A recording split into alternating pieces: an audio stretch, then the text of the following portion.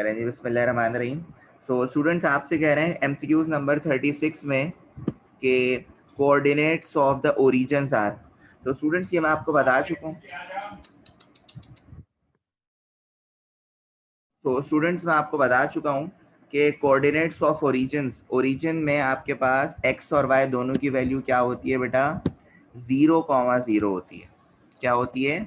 0,0। ठीक है, तो ओरिजिन में एक्स और वाई दोनों की वैल्यू आपके पास 0 होती है। बात मैं आपको पहले भी बता चुका हूँ। इसी तरह एमसीक्यूज नंबर 37 देखें। एमसीक्यूज नंबर 37 में बेटा आपके पास लिखा हुआ है if n power set of A equal to 1024 then set A has dash element. अच्छा, अब यहाँ पे ये कह रहे हैं आपसे कि पावर ऑफ A सही है, लेकिन A में कितने एलिमेंट्स होने चाहिए कि आपके पास इसका सेट कितना बने? 1024 बने। मैं क्या कह रहा हूँ स्टूडेंट्स, मैं आपको यहाँ पे समझाता हूँ। देखें, हमारे पास जब हम पावर सेट निकालते हैं तो हमारे पास फॉर्मूला होता है 2 की पावर n। 2 की पावर n, तो ये यही जानना चाह रहे हैं कि यहाँ पे आपके पास n की क्या वैल्यू है जो इक्वल आ रहा है किसके? 1024 के। तो स्टूडेंट्स यहाँ पे जितने भी ऑप्शंस हैं 8, 10, 12, 14, इन सारे ऑप्शंस को आप यहाँ पे पुट करके देखेंगे। तो अगर 2 की पावर 8 करते हैं तो कैलकुलेटर से निकाल लीजिएगा कि 2 की पावर 8 कितना होता है स्टूडेंट्स। चले मैं आपको यहाँ पे करके दिखा देता हूँ।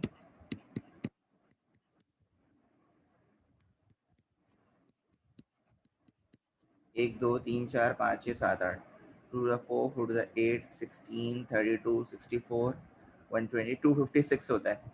2 की पावर 8 कितना होता है स्टूडेंट? 256। तो सर ये तो नहीं हो सकता, ये नहीं हो सकता क्योंकि यहाँ पे 1024 लाना है। इसी तरह 8 के बाद क्या ऑप्शन है? 10। तो मैं 2 की पावर कितना रखूंगा? 10। इधर मैं मल्टीप्लाई बाय 2 मल्टीप्लाई बाय 2 कर देता हूँ। 256 512 512 को 2 से करूंगा 1024। हाँ, ये आंसर सही है बच्चों। इसका मतलब ये है आपके पास कि 2 की पावर कितनी होनी चाहिए? 10 होनी चाहिए स्टूडेंट्स, तभी आपके पास 1024 आएगा। अच्छा, एमसीक्यूज नंबर 38 मैं आपको पहले भी करा चुका हूँ, जिसमें x प्लस 2 ये दो ऑर्डर्ड पेयर्स इक्वल हैं। ठीक है, दो ऑर्डर्ड पेयर्स इक्वल हैं इसमें। और जब दो ऑर्डर्ड पेयर्स इक्वल हैं, जब दो ऑर्डर्ड पेयर्स इक्वल हैं आपके पास, तो सिलसिला ये है कि x की वैल्यू भी आ सकती है और y की वैल्यू भी आ सकती है। ठीक है, ये मैंने आपको देखें यहाँ पे सिखाया है, ये रहा, ये मैंने आपको यहाँ पे सिखाया है, ये रहा। ठीक है, तो इसमें आप देखें कि मैंने क्या करा था कि फर्स्ट वाले को फर्स्ट से कंपेयर करा था और सेकंड वाले को सेकंड से कंपेयर करा था। सही है, तो x प्लस 2 इक्वल हो गया था किसके? 2x के, है ना। तो प्लस का x यहाँ पे जाके माइनस का x हो गया था और यहाँ पे आपके पास x की वैल्यू आ गई थी। लेकिन ये देखो, ये मैंने छोड़ दिया था 3y minus 6 equal to y। अब यहाँ से मुझे y की वैल्यू निकालनी है। यहाँ से क्या करना है स्टूडेंट्स? y की वैल्यू निकालनी है। ठीक है, जब y की वैल्यू निकालनी है तो मैं करूंगा क्या बेटा कि प्लस का y यहाँ पे आ जाएगा, माइनस का y ये हो जाएगा 3y माइनस y, और माइनस का 6 वहां चले जाएगा, ये क्या हो जाएगा? प्लस का 6। तो 3y माइनस y कितना हो जाएगा स्टूडेंट्स? 2y equal to 6। तो अगर मुझे y चाहिए तो ये हो जाएगा y इक्वल टू 6/2। 2 1 जा 2 3 जा, तो y की वैल्यू कितनी आ रही है स्टूडेंट्स आपके पास? 3 आ रही है। कितनी आ रही है? 3 आ रही है। तो इसीलिए यहाँ पे एमसीक्यूज नंबर 38 का आंसर आपके पास क्या आ जाएगा बच्चों? 3 आ जाएगा। ठीक है, अच्छा, एमसीक्यूज नंबर 39 देखें, आपके पास क्या लिखा हुआ है? At third quadrant the value of x and y will be. अब तुम लोग मुझे बताओ भाई कि थर्ड क्वाड्रेंट में x और y की वैल्यू क्या होती है? वेरी गुड हिफ्जा, जबरदस्त। तो बच्चों थर्ड क्वाड्रेंट में x और y की वैल्यू होती है आपके पास माइनस माइनस। ठीक है, very good Rohan, very good Alisha, very good Sariya. इसी तरह कह रहे हैं एमसीक्यू नंबर 40 में at fourth quadrant the value of x and y will be. तो बताओ भाई कि फोर्थ क्वाड्रेंट में आपके पास एक्स और वाई की क्या वैल्यू होती है? बिल्कुल सही, प्लस माइनस होती है, तो आपके पास ये आ जाएगा ऑप्शन बी आ जाएगा। ठीक है, इसी तरह आपसे कह रहे हैं एमसीक्यूज नंबर 41 में at second quadrant the value of x and y will be dash. तो सेकंड क्वाड्रेंट में आपके पास एक्स और वाई की वैल्यू क्या होती है बेटा, माइनस प्लस होती है। तो इसीलिए एमसीक्यू नंबर 41 का आंसर आपके पास कितना होगा, डी होगा, माइनस प्लस। अच्छा, उसके बाद कह रहे हैं बेटा एमसीक्यू नंबर 42 में, एमसीक्यू नंबर 42 में कह रहे हैं the set of the first element of all order pair in a relation are. अब मुझे तुम लोग बताओ कि एक रिलेशन है, उसमें जो फर्स्ट एलिमेंट होगा उसकी वैल्यू को क्या कहेंगे स्टूडेंट्स, डोमेन कहेंगे या रेंज कहेंगे, बताओ जल्दी से, कल मैंने ये बात बताई थी आपको। वेरी गुड रोहान, जबरदस्त जबरदस्त। तो रिलेशन की पहली वैल्यू को देखो, मैं तुम लोग को याद दिलाता हूं, मैंने कल कराया था, ये देखो ये रहा, ये रिलेशन है। तो रिलेशन में जो ऑर्डर्ड पेयर होता है स्टूडेंट्स आपके पास, उसमें पहली वैल्यू को डोमेन कहते हैं और बाद वाली वैल्यू को क्या कहते हैं स्टूडेंट्स, रेंज कहते हैं। ठीक है, तो इसीलिए बेटा यहाँ पे आपके पास 42 का आंसर क्या होगा बच्चों, डोमेन होगा। क्या होगा स्टूडेंट्स, डोमेन होगा। ठीक है, इसीलिए अब मैं बात करता हूं आपसे एमसीक्यूज नंबर 43, और एमसीक्यूज नंबर 43 में स्टूडेंट्स आपसे कह रहे हैं in generally Cartesian product set A and B, A multiply by B dash B multiply by A. तो स्टूडेंट्स आप जानते हैं कि कार्टेशियन प्रोडक्ट में आपके पास मल्टीप्लिकेशन इक्वल नहीं होता बल्कि नॉट इक्वल होता है। तो इसीलिए एमसीक्यू 43 का आंसर आपके पास क्या होगा, बी होगा, यानी नॉट इक्वल होगा।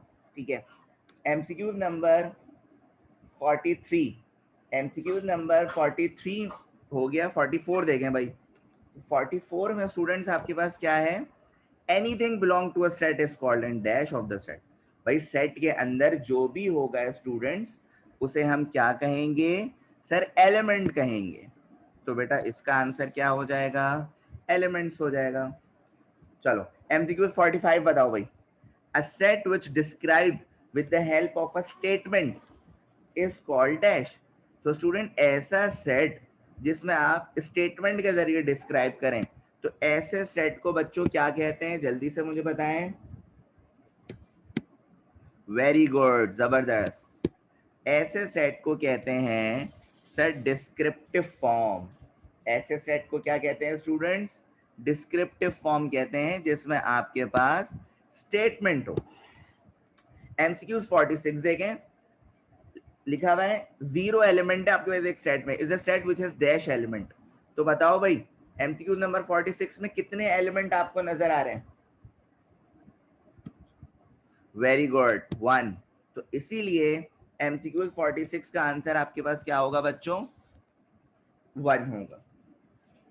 वेरी गुड, जबरदस्त।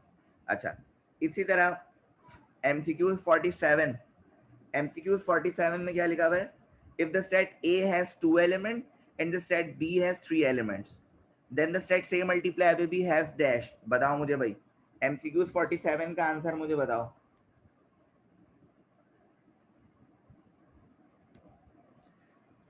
सब लोग रिप्लाई करें। Very good Haris, very good Rohan, very good सारिया, गलत कह रही हो Hifza. Okay, so students MCQ 47 का आंसर होगा 6। क्यों भाई, क्योंकि देखें ना सेट ए में 2 एलिमेंट है और सेट बी में 3 एलिमेंट है, तो ए मल्टीप्लाई बाय बी तो 2 3 से 6 होता है बेटा। ठीक है, इसी तरह एमसीक्यूज नंबर 48 देखें, तो एमसीक्यू नंबर 48 में क्या लिखा हुआ है, if b is a real number the point 0 comma b lies on dash. तो मैंने आपको कल ही बताया था स्टूडेंट्स, बताया मुझे ये इसमें कौन सा एक्सेस आएगा। ओह क्या बात है रोहान, वेरी नाइस, जबरदस्त, वेरी गुड हिफ्जा।